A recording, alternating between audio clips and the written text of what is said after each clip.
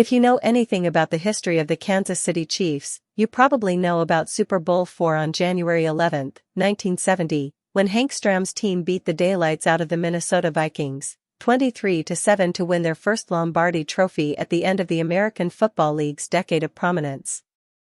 One of the most famous plays in that game was 65 toss power trap, the run play that allowed Kansas City back Mike Garrett to score on a 5-yard scamper in the second quarter to put the Chiefs up, 16-0. The play was cool, but the real reason it was famous was on the night before the game, NFL Films founder Steve Sabol convinced Stram to become the first head coach ever to wear a microphone in a Super Bowl. The outspoken Stram outdid himself throughout the game, and the 65 toss power trap segment was especially awesome.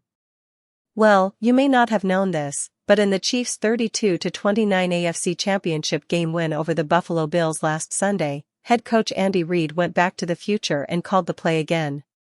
On Friday, Reid was asked if he had ever watched the Super Bowl IV highlight film. Reid said that he had, and also remarked that he's not big on being mic'd up for a game. Then, he was asked if he's ever run the famous 65 toss power trap. "We did last week, yeah. We ran it last week. The one that, running back Isaiah Pacheco caught. We tried to score, we didn't quite score, though. It wasn't as good as the one they ran.